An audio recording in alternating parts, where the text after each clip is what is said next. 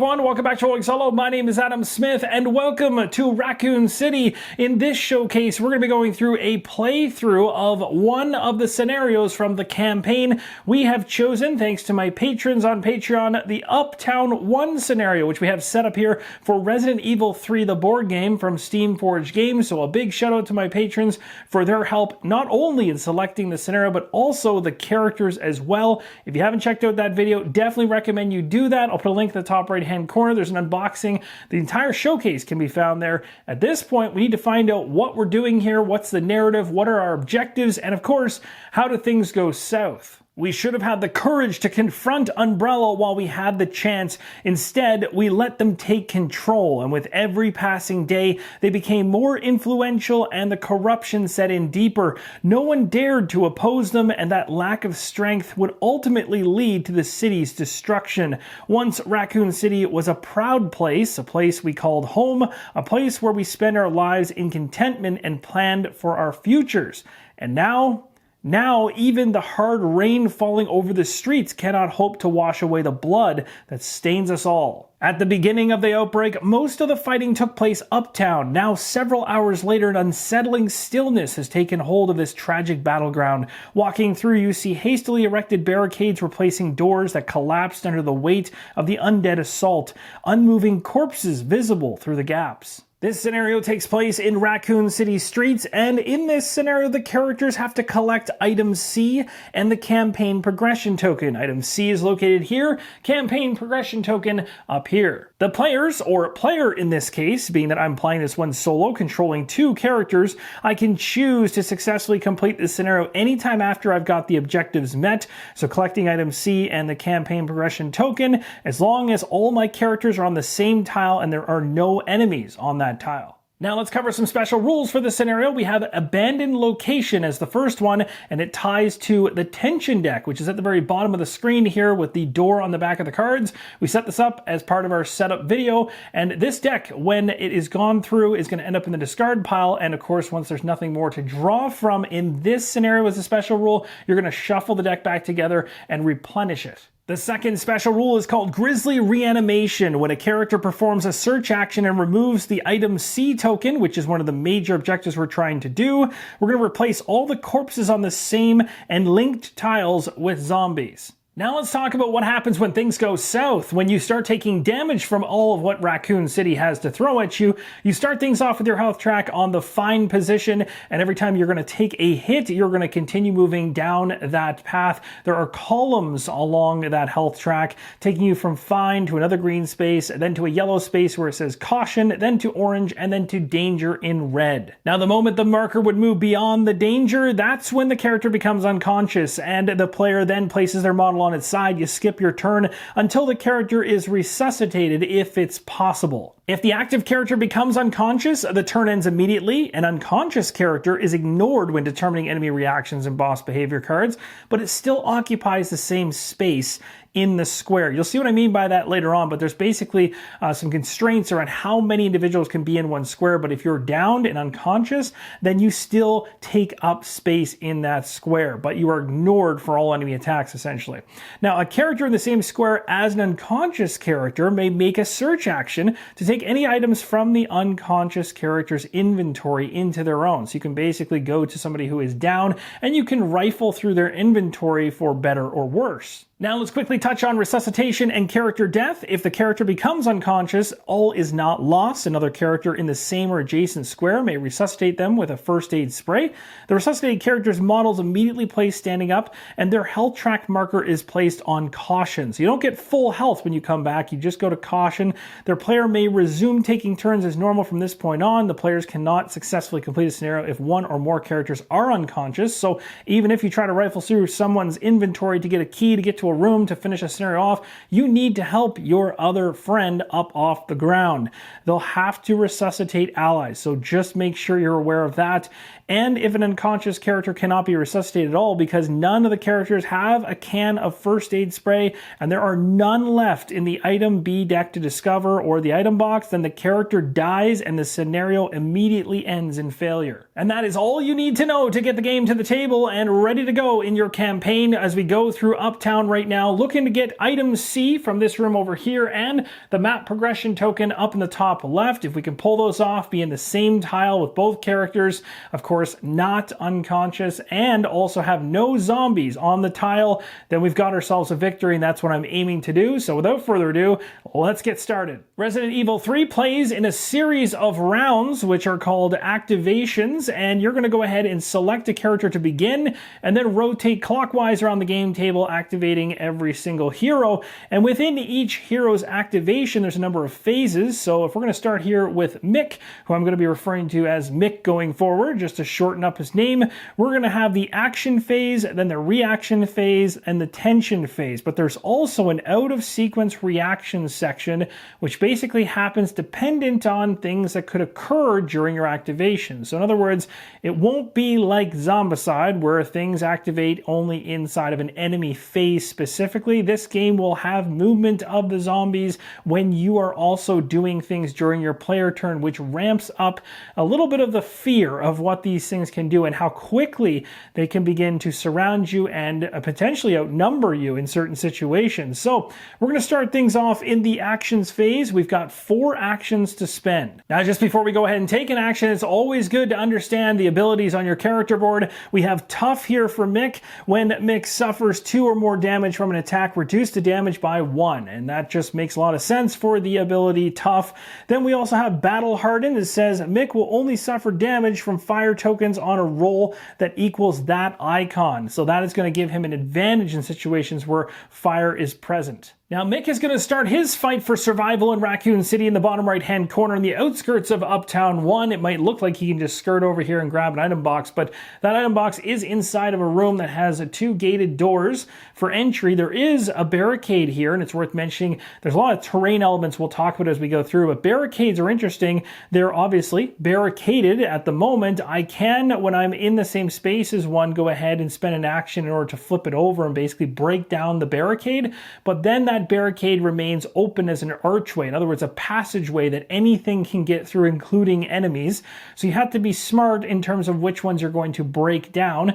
And there are gameplay elements later on, potentially, that could board that back up again. But as of right now, that's not going to be something I'm able to pull off. So if I break that open, I've got to think about the consequences of that. It might be a short route to get into this room to get the item box, but it could spell some fun. Also, we've got these scenario-based tokens here that'll have us rolling on a chart where enemies are going to pop up. So anytime you see these tokens on the game board, as soon as we enter into the tile, the second we move into a tile with one of them, we reveal it by rolling on a chart and finding out what nastiness might be appearing inside that area. Now let's talk about actions, and as we have 4 actions allotted to each character activation, and it is up to 4 actions, so you can choose not to use actions if you don't want to, but let's go through the actions you can take.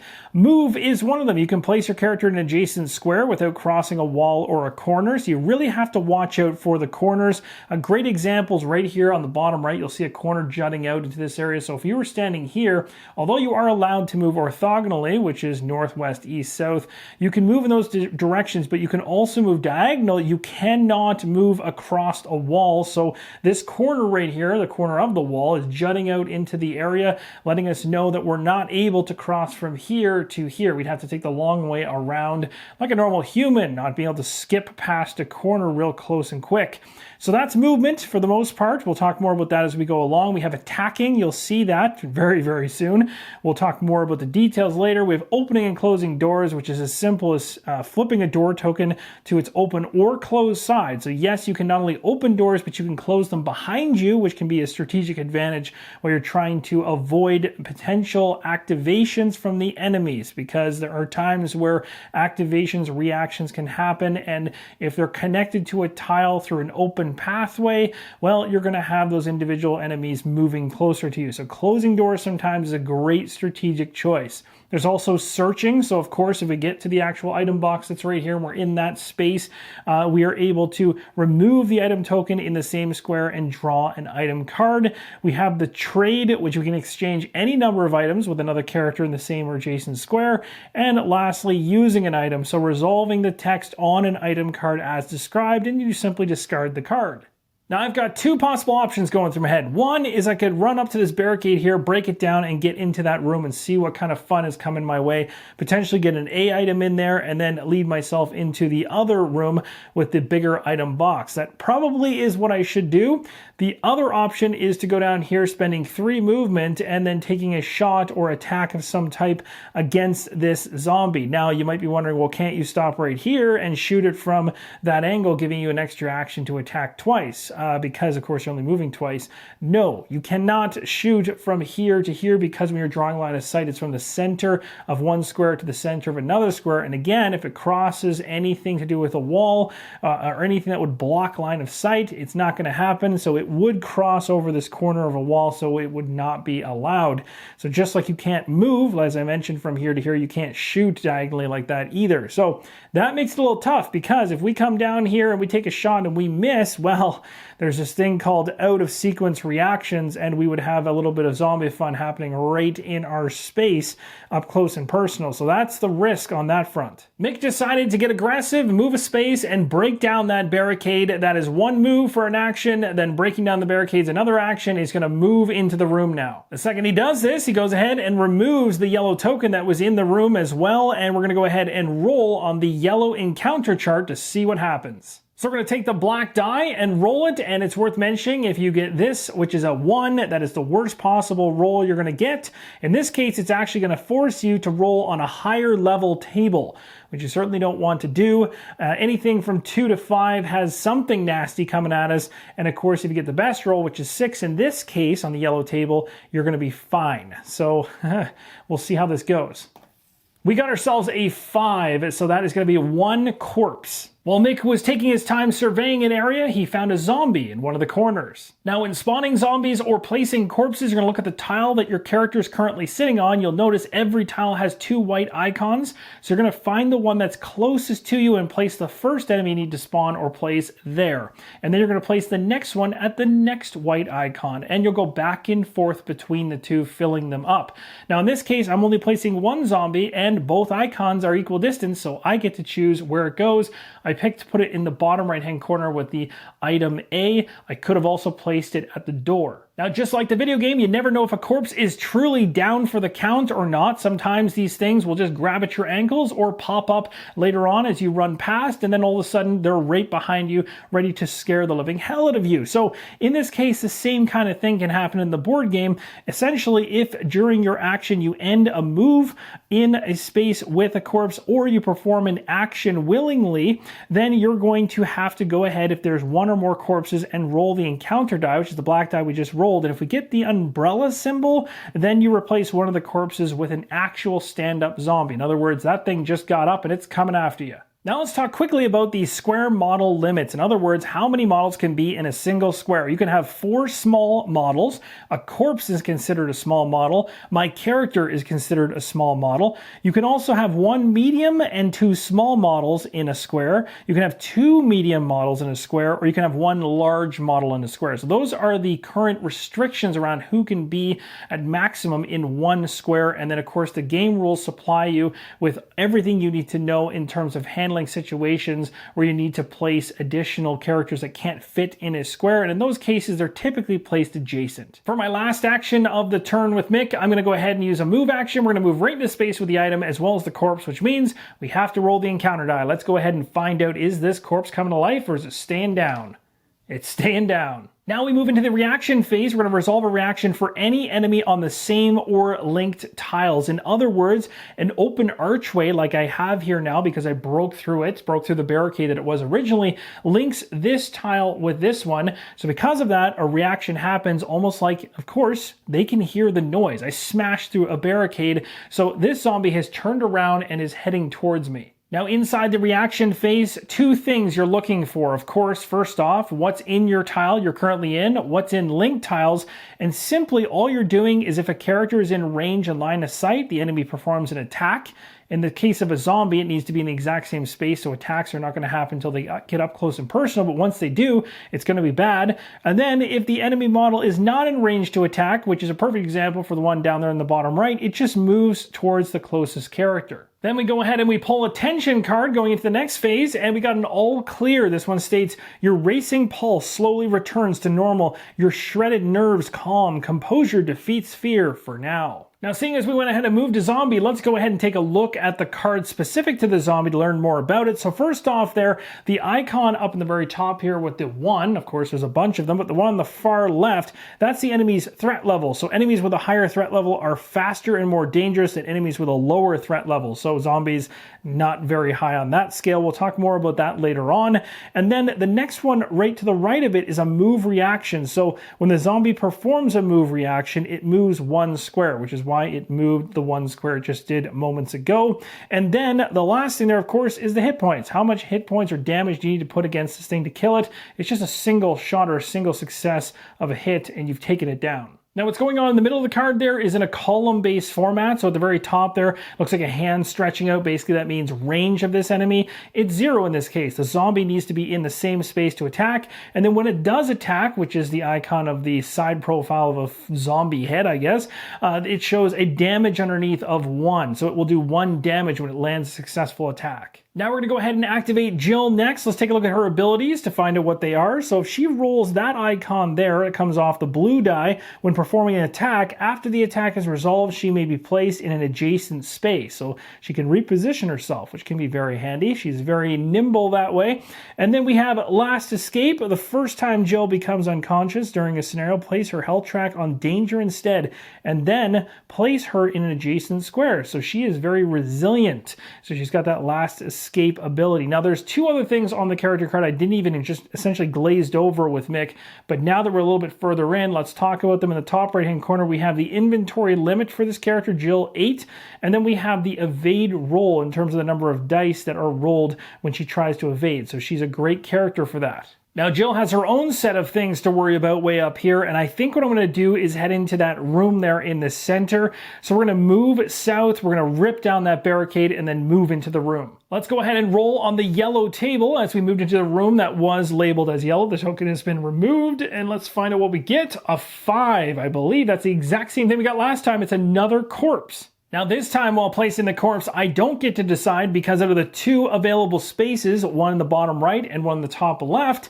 the one in the bottom right is closer to my character, so that is where this corpse is going. The last thing I'll have Jill do is move diagonally to get into the space with the item A token. Now we head into the reaction phase where we resolve a reaction for any enemy on the same tile or linked tiles. And linked tiles are anything through open doors or archways. So in other words, if you open up a lot of doors and leave them open, there can be enemy movement during this reaction phase from a very far distance away, which is why you're going to want to close doors when you can. Although, again, remember, some things are archways, so those things cannot be closed.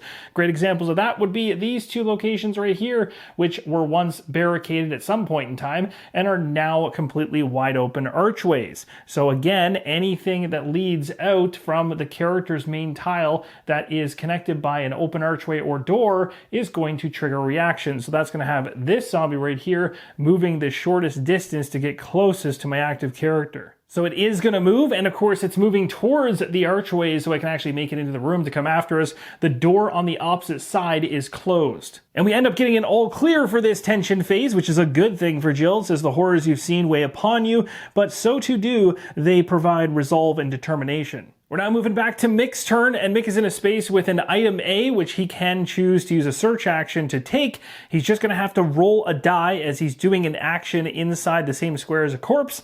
And if we get the umbrella symbol, well, that corpse is reanimating and coming after us. So for now, we're going to spend one of our 4 actions to pick up that item and find out what it is. He found himself a green herb. It says heal this character or another character in the same or an adjacent square by 1 level. This will go into his inventory. He currently has 3 items in his inventory. This will make it 4, and his maximum is 6. And now that we've completed the action in the same square as this corpse, we need to roll the encounter die to find out whether this corpse is coming after us. Hopefully it is not an umbrella symbol, because that would make this thing come back alive. It is not, so we're safe for now. Second action is to move diagonal to the doorway. We're going to go ahead and open the door as well. The good news with this is that there is no encounter roll to happen on a table in this room, so we can just step in. Now at this point, I've used 3 actions. We use our last action to get inside the room. And it's no surprise as to why Mick wants to get into that room to check out that item box, but that is the 4 actions he has. So at this point, we now move to the reaction phase. We now head into the reaction phase, and I need to make a correction from the prior reaction phase, which I placed on screen. Let's actually do that correction now, and I'll explain it as well. When I was talking about Mick going into the reaction phase prior, I had this zombie here turn around and walk 1, which was correct based on the fact that my character Mick was in here and was connected through the archway. Of course, it used to be a barricade before we blasted through it, and that connected this tile. But you'll also see there's an archway here and an archway all the way down over here, which means these 2 over here actually should have moved as well. So both of them right now are going to move. There's no gameplay impact. We want to make sure though that we do move them, because all 3 of these individuals would have moved in the prior reaction phase. And that squares us all up, and now we can go into this reaction phase. Again, none of these zombies are going to be able to attack, but they're all going to be moving. So all 3 zombies are on the move, and remember, if you have the actions to spend, closing doors behind you can really stop this reaction phase from being nasty. So again, if I had the action to spend, I could have closed the door behind me, and that would have stopped any tiles beyond the one that I'm standing in from being active during this reaction phase, and none of those zombies would have moved. But in this case, all of them are moving. And we wrap up Mick's turn with the tension phase. From the tension deck, we got an all clear card. It says you are alone, but for your footsteps, doubtless enemies lurk nearby, but they are yet to find you. And that's exactly, actually, thematically, what's happening. Jill's going to activate next, and pretty obvious what she's doing. She's going to pick up that item A and find out what it is. Jill ended up finding some handgun bullets. That's always going to be useful. It can be used in regular handguns, which both of our characters have. It can be used in an Eagle 6.0 as well, and it increases the dial for ammunition on those weapons by 8 when it's used. Next, Jill's going to use 2 actions, one to move north and another to crack open the door, and she's going to step out into the hallway. And she's also interested in item A up there in the top right. Jill's actions are complete, and now the reaction phase has the zombie in the hallway hearing her leaving the room, and it turns the corner to follow her. We now head to the tension deck, and we got Deepening Paranoia, a card that actually lines itself up quite well with the situation we have here, where Jill, just out of the corner of her eye, sees some movement from this zombie wrapping itself around the corner coming after her. It states on the card, you see movement from the corner of your eye, the shadows hiding enemies waiting to strike. If the next character is on the same tile at the start of their tension phase as they began their turn on, they must draw 2 additional cards. It says there at the bottom as well, after resolving this card, remove it from the game. So we start off Mick's turn, and I've placed a tension card that came off of Jill's turn nearby, because this one's going to affect Mick. If he happens to be in the exact same tile he starts in, then he's going to be drawing additional cards. Not good from the tension deck. So what we're going to do is try to get ourselves out of the room we're currently in. I was originally going to head to the item box and maybe throw some items in there that I'm not going to use right away, like the green herb I just picked up.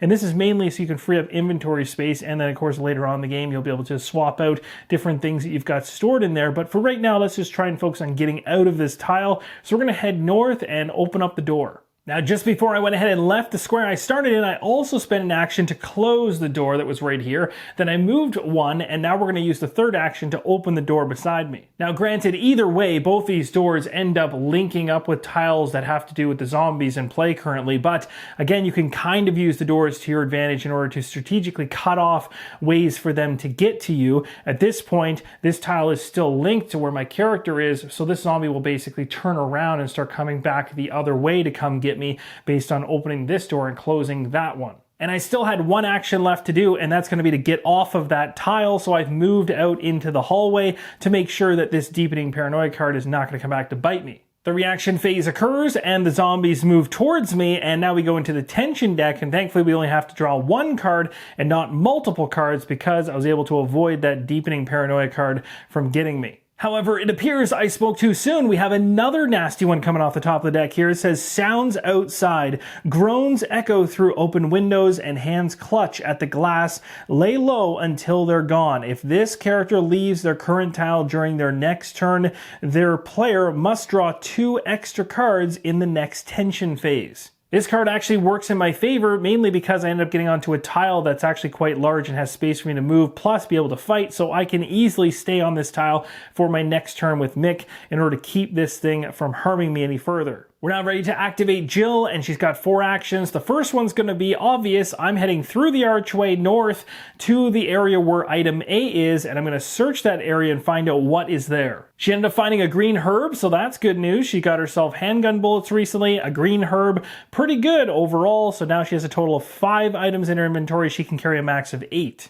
With her final 2 actions, she's going to move 2 spaces as she makes her way down here to a door that leads to an amber room. Now, going into this reaction phase, I had a choice. The zombie was actually on the corner, and I'm on the corner, equal distance going either way towards me. But thematically, I like to play with an increased difficulty. So what I'm going to do is have the zombie head west. In these situations, the active player can determine what's going to happen. So I could have had it sent north, but I'm again going to try to make this more like a Resident Evil experience. In other words, I'm going to assume that because I was running west, that the noise is going to be reverberating down the hallway more so heading in that direction. So the zombie's going to turn and kind of head that direction as well rather than go north. Thematically, it just makes sense in my brain, and that's what I'm choosing to do. But you could do this by rolling a die to determine different ways, or flip a coin, or just choose whichever you want. The rules tell you to break these ties as long as the active player is deciding. And to wrap things up for Jill's turn, we have an all clear from the tension deck. It says fatigue turns your aching limbs to lead, but your will to survive remains strong. You won't give up. Now, just before we go into Mick's turn, I want to talk about tension cards from the discard pile. So as we go through tension cards and we discard them, they go into a discard pile, which I'm placing over here. Now, in the prior turn for Mick, we got the Sounds Outside card. This card should go on the top of the discard pile, and actually it would be underneath the all clear we just got from Jill based on when they came out. Now, the reason I'm mentioning this is because, well, it's easier for you guys to note this Sounds Outside card and us trying to make sure that we keep ourselves on the tile so we don't have to pull additional tension cards during the tension phase. So I'm just kind of doing this as part of the play to make things a little easier to understand what I'm trying not to miss. But it's important for you guys to understand when you're playing not to flippantly place tension cards all over the game board and lose the order in which they're actually discarded based on when you drew them. The reason this is important is if you get a reaction phase where you actually have, let's say, a zombie attacking you, maybe a bad example because the zombie only has a basic attack, but essentially in that phase, if that happens and you get attacked, you have to check the top card of the tension discard, and if the bottom area of the card, the band along the bottom with the icons, matches something on the enemy's card, which could be the special attack, you have to do the special attack instead of the basic attack, which is a heck of a lot worse in most cases. Now, zombies only have a basic attack, so we never have to worry about things. But then you get further into the campaign, the enemies are going to have multiple layers of attacks here. They might have blue up top for basic and an orange down below. And if you happen to have an orange band along the bottom and the icons match up, well, you're taking a special attack that's going to be a heck of a lot worse. So I'm mentioning this now because, well, we haven't seen it and we may not see it during the gameplay here, but it's an important thing to remember to keep your discard pile for the tension cards in order so that you don't get confused as to which card should be on top. So saying that, I've gone ahead and I've placed the previous tension card that Mick had back into the tension discard underneath the one that Jill just got. So we're all squared away. And I am going to remember that I need to make sure I keep myself on this L tile here for the entirety of Mick's turn in order to avoid having to pull extra cards. I've got that top of mind here. Now, Mick is in a pretty decent spot here. He's looking down the hallway at 2 zombies, and he's got 4 actions to spend. He's got lots of ammo. He hasn't shot much at all, if anything. So he's going to go ahead and start shooting. So we're going to go ahead and spend a single action to see if we can get lucky. Now, I do have the ability to do a rapid fire, which allows me to go ahead and spend additional bullets to get more dice and try to make, basically boost my chances of success. I'm going to risk it for 1 action, just see how well I do, and then if I really need to rapid fire, I will. So this is going to have us rolling just a single blue die if we do this, but we also have to tick down our handgun ammo from 15 down to 14 because we are shooting our gun, of course. and we're looking for specific icons that come right off the handgun card itself. So I'm going to zoom in to show you exactly what things could potentially happen. Now, taking a look at the handgun up close here, all of the icons are in columns, so very easy to get through this. Basically, the first one says, if we're going to make a shot, make sure you're in line of sight. Well, we got that covered. The zombies are in the hallway and we can see them. Done deal. Next up, and there's more rules beyond that. I'm just simplifying things very heavily there. And then next up, we've got, if we're taking the action of attacking, we get a blue die. So we have a blue die, and that's for a single shot. If we choose to use the rapid fire option, we can expend additional bullets to get additional dice and have a higher increased chance of taking it out, as I mentioned. Now, we're going to not do that for now. We'll keep it with a single shot just to show you how things go. And then on this die, just so you understand when we roll it, there are 3 arrows. So this arrow right here, this one right here, and this one right here. So 50% of this die is going to result in us shooting the wall, the roof, the floor, missing it by inches, whatever it is. We did not hit this thing whatsoever. The third column tells us if we get this icon right here, which actually appears on the die twice, that's a graze, or essentially a hit that doesn't kill it, doesn't even put damage on it. All it's going to do is hit it hard enough to make it step backwards. So it's going to do a push. And that's what that arrow is for. So you're going to be able to move the zombie back a step, which can be good in certain situations. That might be good enough. Because again, in Resident Evil, you don't always have to kill everything that you run inside of. You might just want to basically push them back and get them out of the way. Now, the best option you can possibly get is a 1 in 6 chance, and that's unfortunate, but that is a direct headshot hit that is going to do damage. In this case, it's going to do 1 damage. The zombies are 1 health, so that's an instant kill. It's not always going to be the case with some of the other enemies in the game, but that's what it is right here. And again, that's why you might want to go ahead with a rapid fire to kind of increase what you're doing there. But we're going to go ahead and roll a die right now and see what happens. Maybe I'll get lucky and be able to take this thing out right away. But we got 2 in the hallway, so we've got ourselves some interesting stuff going on here. So let's see how we do with this shot. And that is a straight up miss. Now, this is one of the things that I truly love about Resident Evil 3, and it does it so well in comparison to games like Zombicide, where you might have a handful of actions, you might just continue to just basically roll dice and just blast everything away and put maybe a loud noise token nearby, but essentially the loudness of your attacks and the time going by between them has no impact to the enemies in play in that moment. You're kind of waiting for a future phase where the enemies will then engage and do something based on what you did. Whereas in Resident Evil 3, the game is constantly doing things even out of sequence. And that's exactly what this is. Based on my shot completely missing, what we have now is an out of sequence reaction. So what's going to happen is, because I tried to attack a zombie in my space and I missed, the individuals that are on that tile or connected tiles are going to react. In other words, all 3 of these zombies you can see on screen are heading towards me. So not only are you terrified during the reaction phase of a potential zombie getting up close and personal with you, but as you can see, even when you're just trying to attack and take them down, they're starting to bear down on you. And of course, the more numbers there are, the tougher it can get. So now that you can clearly see that out-of-sequence reactions can be pretty deadly, as even just a misstep in terms of shooting a zombie can cause these things to come after you, not only does making an attack cause an out-of-sequence reaction, you can also get one of these reactions by making an action in the same square as an enemy. That can cause an out-of-sequence reaction, or attacking an enemy in the same square. So that's where things get really rough, is when they start getting up close and personal to you. So you really want to try and take these things down before that happens. And of course, you won't always be able to, and that's going to be part of the fun of managing these things. Now, going into this next one, you have a couple choices here. So basically, I can take a single shot on my second action again and hope for the best. Of course, I might end up with zombies right on top of me. One of them at least will make it into my square. Or I could say I'm going to go ahead and spend, instead of 1 bullet, I'll spend 2 bullets and be able to roll 2 blue dice. Or at maximum, with rapid fire, I can go up to 3 blue dice if I expend 3 bullets. And seeing as I don't really want to have a zombie in my square, I'm going to probably go with the latter choice. So I've gone ahead and spent 3 ammo, dropping from 14 down to 11. That's going to give me 3 dice to roll. Of course, you know the odds of things, and 50-50 roll on each die is not all that great, but we'll see what we get. Hopefully we get at least 1 hit to kill the thing that's standing right in front of us. I'm targeting the one that's standing right next to me. Oh, so you can see here 2 misses and a push only. So the zombie in the square next to me that I targeted is pushed back 1 space, but now everybody else that wasn't hit by the attack is going to react. So again, based on the active characters tile and any link tiles based on open doorways and open archways, which is going to be the 2 zombies that weren't hit, they're moving. Okay, so things are getting a little bit tense here, and I really need to make sure that I can take out something, so I'm going to go again really hard. Now, the good news is Mick was able to pick up handgun bullets, so if I start to expend a whole bunch trying to clear these hallways, I can go ahead at some point in order to expend to get some ammo back, because I do have the handgun bullets, but let's go ahead and drop this from 11 down to 8. We're going to make another roll here, and we're going to target the zombie that just stepped up to us and see whether or not we can take it down. Here is hoping we see an actual hit. Come on, Mick, make it happen. No, another push. Now this is getting a little bit tense because I went ahead and took a single shot at the beginning just to show you guys how that worked, and now I'm kind of regretting it based on how poorly I'm rolling.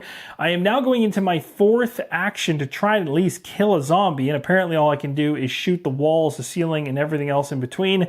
We're going to go ahead and knock our ammo down by another 3, and I'm going to really hope that I can take down the one that is right beside me because I do not want to see it crawling into my space in the reaction phase. So let's go ahead and see how this pans out. Come on, get a hit. Let's make it happen. There we go, finally. All right, so that individual is dead. That's going to wrap up Mick's turn. Thank goodness I was able to clear out the zombie that was right next to me because, well, the reaction phase is coming up next, so that means these zombies are moving again. So as you can see, having the zombies move during the reaction phase seems to be kind of nice and casual. Everything seems to be fine, but once you start trying to kill these things, they really start moving.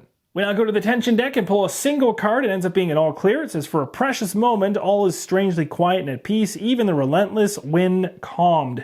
And again, this is good news because that prior tension card told us we need to stay on this tile during the turn in order to ensure we didn't have to draw more cards during the tension phase right now. So we're all good with Mick now, and we're heading to Jill. Now, Jill's turn is going to be a little bit interesting because she's going to use all 4 of her move actions to basically get all the way south, and she's going to be right in line of sight of the zombie, but not able to actually shoot it as she'll be out of actions. So that's going to do it for Jill. She's made it all the way down there. She can now see the zombie. There's going to be a reaction, of course. The zombie's going to go ahead and move 1 space. Now this, my friends, is a really bad time to get this card. It's called Deepening Paranoia, but this is the one that affects the other character. So if the next character is on the same tile at the start of their tension phase as they began their turn on, they must draw 2 additional cards. So we need to clear that hallway with Mick, and Mick needs to get off of the tile that he's currently on. All right, Mick, it's your turn, and it's time to get the heck off this tile. So we're going to go ahead and we're going to use 3 bullets, dropping ourselves from 5 down to 2. I'm going to go all out with rapid fire. We're going to see if we can waste this zombie right here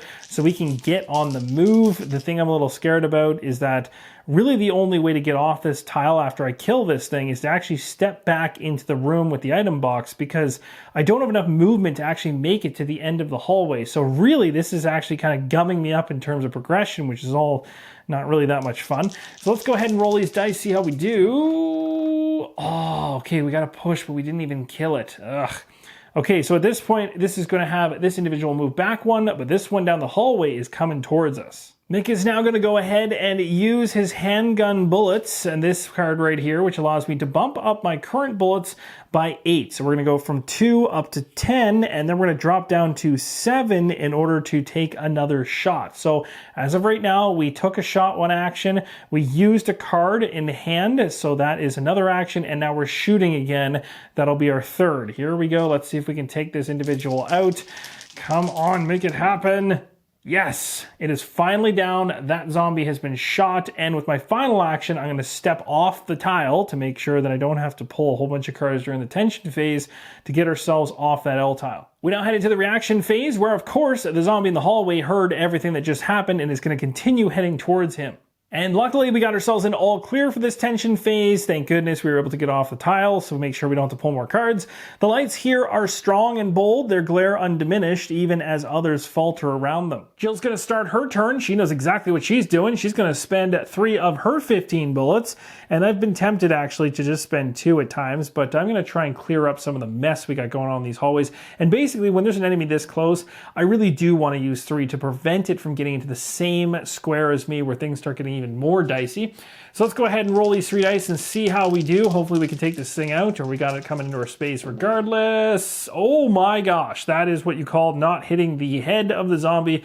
We hit it multiple times, grazing it, sending it way back. So the zombie has been hit 3 times and stumbles backwards against the back wall there in the corner. You might be wondering, well, why didn't it stop right here? Because how the heck did it end up going around the corner? Wouldn't it butt up against the wall? Well, thematically, just think about a zombie getting hit multiple times and hitting a wall. It would probably accidentally stumble off to the side anyway, being shot. We're going to go with that because you're able to push it as far back as you have pushes available to you. So I used all 3. I'm going to go ahead now and spend an action to move. We're going to move to this square right here. We're going to crack this door open and, well, we're going into an amber room. So whether or not this is a good idea remains to be seen. The door has been cracked, and now we're going to go ahead and roll on the amber tile chart. I'll just tell you exactly what could potentially happen here. If we roll a 6, we're good. Nothing is in this room right here. If we roll a 5, we have a corpse. We also have a persisting unease, which I'm not even going to get into. That just sounds terrible.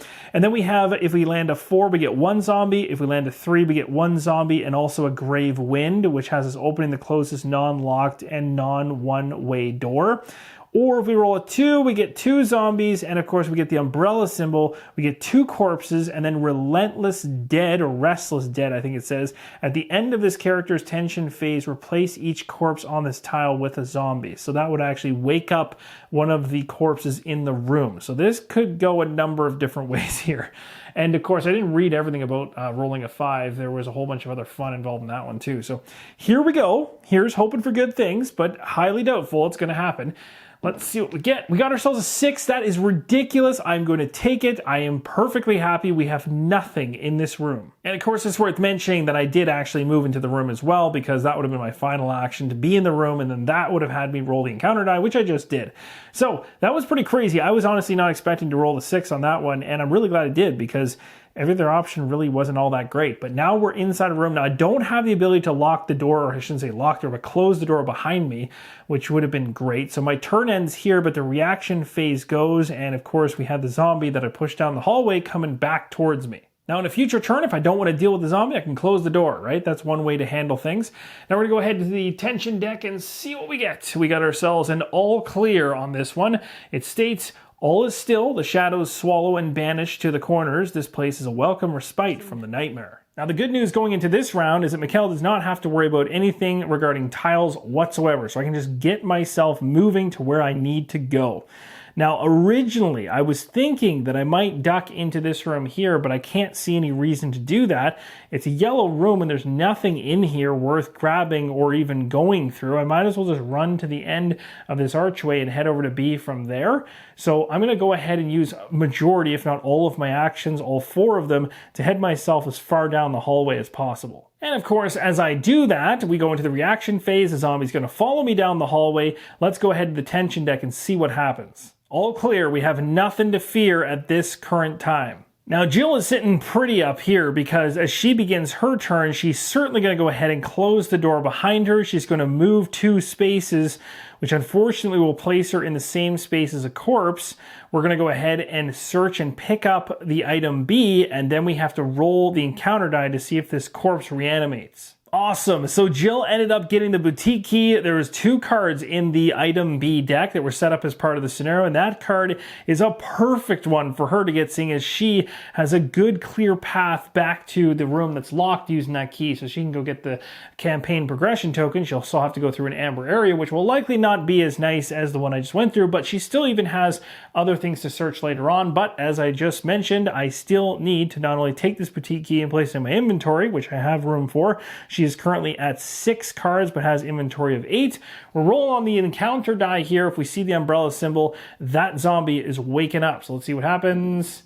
No. And thanks to Jill closing the door before she went and grabbed item B and ended her turn, there's nothing happening in the reaction phase. There's no linked tiles to our active character's current tile right now. Everything is all closed up and locked up tight. We go to the tension deck and we got ourselves an all clear. The firelight dances, and briefly you can stare and forget the unrelenting terror of the city of ruin. I love how often these cards actually fit what's going on. The writing in it is very cool that way. Now, as Mick begins his turn, I have mixed emotions here because I could just turn around and take a shot at the zombie that's following me down the hallway, or I could say, you know what, save the bullets, let's just run away and see if it ever chases up and catches up to us, and then we'll deal with it then. That's again part of the strategy of Resident Evil. You don't have to kill every single zombie that you run across or run past or run away from. You can literally just run away from them.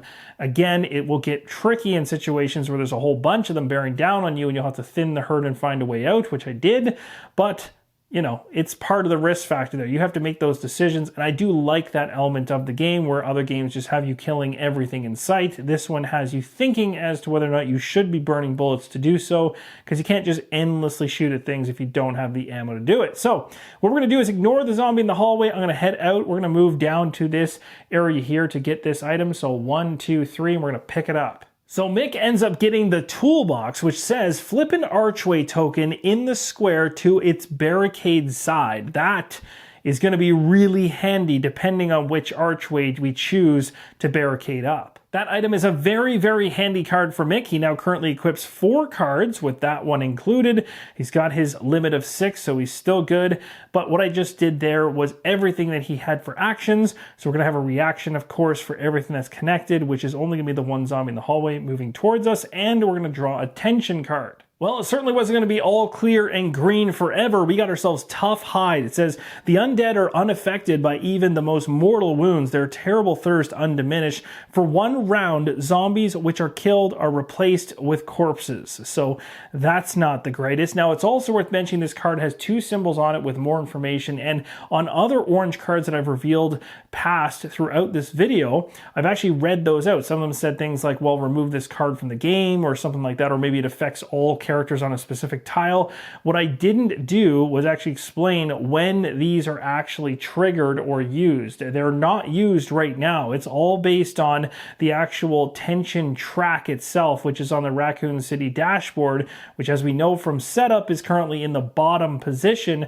Just take a look at these icons right here, and I'm going to quickly show you that track so you can see exactly when they would actually trigger. You'll find the city danger level track on the right-hand side of the Raccoon City dashboard, letting you know just how dangerous the city is becoming. It starts off at the beginning of your campaign at the very bottom, and so whichever area you're in, whether it's green, yellow, or red, your tracker is going to tell you exactly which effects will take effect based on where your marker is. So currently we just saw on a previous card the Jaws icon and the skeletal icon up here. We're not in that territory with our markers, so we don't have to worry about them. It is worth mentioning in prior cards that I pulled out in this video, I did read them off as if I was actually doing something around them or they actually had an impact, but there was no gameplay impact and none of them actually had any effect, including the one that said to remove it from the game. We weren't in that type of territory at that time. And that, my friends, is going to wrap up part number 1 of Resident Evil 3, the board game from Steamforged Games. This is Uptown 1 called Deathly Stillness, and both of our characters recently depleted the item B deck. We got ourselves a toolbox with Mick,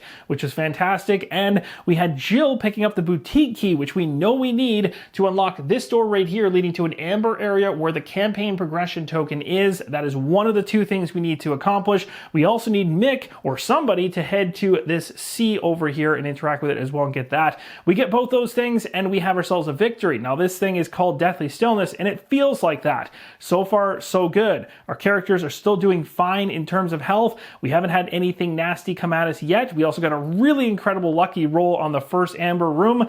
I still have a number of rooms here that are either yellow or orange.